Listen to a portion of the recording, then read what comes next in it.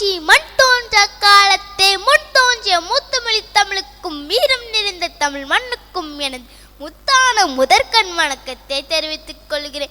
இங்கு கூடி விவரங்கை வண்ணமயமாக்கி கொண்டிருக்கும் தலைமை ஆசிரியர் அவர்களே, ஆசிரியர் பெருமக்களே, என் போன்ற மலரி செல்வங்களே, உங்கள் அனைவருக்கும் என் இதயம் கனிந்த வணக்கத்தை தெரிவித்துக் கொள்கிறேன். நான் இங்கு நானும் கல்வியை நலம்பெற கற்போம் என்ற தலைப்பில் ஒரு சில சிந்தனைகளையே உங்கள் முன் வார்த்தைகளாய் தொடக்க வந்துள்ளேன்.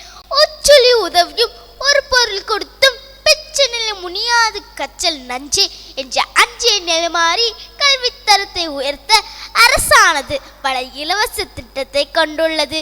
இது நோக்கம் என்னவென்றால் ஒவ்வொரு நாளும் கல்வியை நல்ல முறையில் கற்க வேண்டும் என்பதே ஆகும். ஆக இந்த தலைப்பின் நமக்கு கல்வியின் அவசியத்தையும் அது நம்மை நம் வாழ்வில் எப்படி மேம்படுத்துகிறது என்பதையும், அது மட்டுமல்ல நாம் தனிப்பட்ட மற்றும் சமூக ரீதியாக எப்படி வளர வேண்டும் என்று கற்றுத் தருகிறது. கல்வியானது அறிவு, திறன் மற்றும் நல்ல ஒழுக்கங்களை வளர்கிறது. ஒவ்வொருவர் வாழ்க்கையிலும் முன்னேற்றம் அடைய உதவுகிறது. அதை நாம் அனைவரும் அறிவோம். கல்வி என்பது ஒரு குறிப்பிட்ட காலம் கற்பதல்ல, நாம் நம்முடைய வாழ்நாள் முழுவதும் தொடர்ந்து கற்றுக்கொண்டே இருக்கலாம். அதனால் தான் முன்னோர் கூறினர், கற்றது கைமண்ணளவு, கல்லாதது உலகளவு. ஆகவே நாம் கற்க உலகளவு உள்ளது. கற்க கசடர கற்பவை கற்றபின் நிற்க அதற்கு தகை என்று திருவள்ளுவர் திருக்குறளில் கூறியுள்ளார்.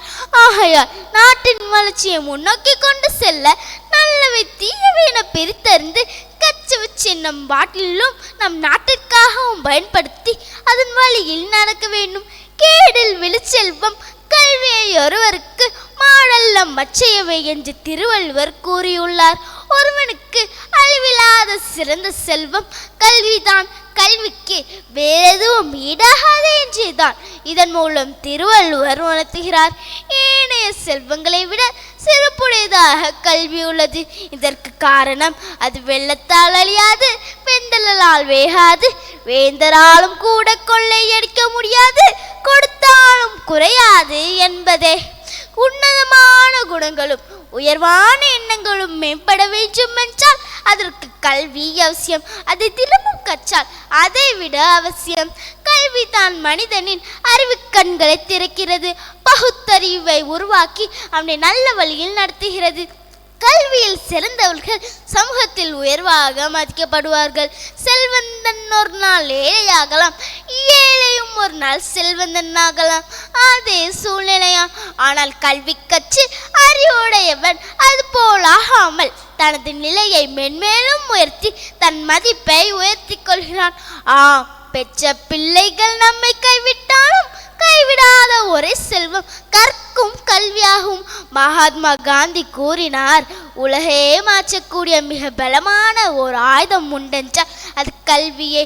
கல்வியை பெறுவது அனைவரின் உரிமை. அந்த உரிமையை விட்டு கொடுக்காமல் ஆர்வத்துடன் கற்போம், கற்றதை பகிர்வோம், கல்வியால் உயர்வோம், கல்வியை உயர்த்த பாடுபடுவோம் என்று கூறி என் உரையை முடிக்கிறேன். நன்றி, வணக்கம்.